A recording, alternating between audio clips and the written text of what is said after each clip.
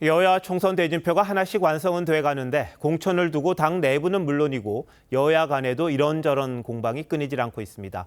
오늘은 정치부 김아림 기자에게 여야 공천 얘기 자세히 물어보겠습니다. 자, 김 기자, 먼저 공천 잡음 없이 조용하다는 국민의힘에선 현역 불패 이런 얘기가 나옵니다. 신인에게 불리하다는 얘기겠죠? 네, 사실 국민의힘에서는 시스템 공천을 발표할 때부터 신인에게 불리할 거라는 예견이 있긴 했습니다. 시스템 공천이라는 게 결국은 인위적으로 인물들을 자르지 않겠다는 의미죠.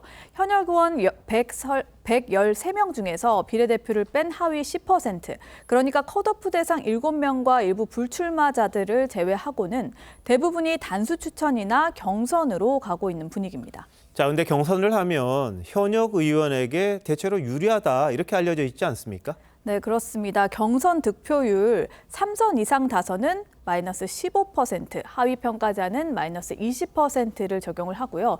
반대로 신인에게는 최대 20%까지 가산점을 주긴 하지만요. 지역구에서 적어도 4년 내지 10년 이상 활동을 한 현역의 지역 경쟁력을 이제 막 정치판에 들어온 신인이 몇 달 만에 넘어서기란 쉽지 않은 것도 사실입니다. 현역이 경선만 시켜달라고 하는 것도 이 같은 배경 때문입니다. 자, 그렇다고 해서 무작정 신인을 공천할 수는 없잖아요. 경쟁력이 없는데도 말이죠. 네, 그렇습니다. 어제 발표된 1차 경선에서 충청 현역 5명이 모두 본선행을 확정을 했는데요. 한 공관위원은 현역에는 감점을, 신인에는 가점을 줬는데도 점수 차이가 많이 났다면 신인의 경쟁력에도 문제가 있는 거라고 설명했습니다. 그렇다면 이제 사천 논란 없애려고 이 시스템 공천이라는 걸 도입을 했잖아요. 근데 여당 나름의 고민 없지 않겠네요. 네, 현역 의원의 44%를 물갈이했던 지난 21대 총선과 비교하면요. 현재로서는 더 대비되는 것도 사실인데요. 지난 총선 때 대폭 물갈이한 결과가 참패로 이어졌다며 물갈이 비율이 선거 승패로 연결되는 건 아니라는 입장입니다.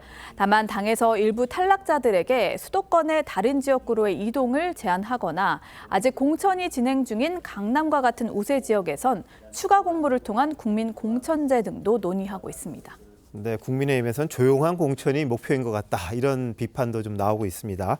여당과 달리 민주당에서는 친명, 비명 갈등 아주 심각해 보이긴 합니다. 그런데 오늘 여야 간에 민주당 김민석 의원 추징금을 놓고 좀 공방이 오갔다고요. 어떤 이야기입니까?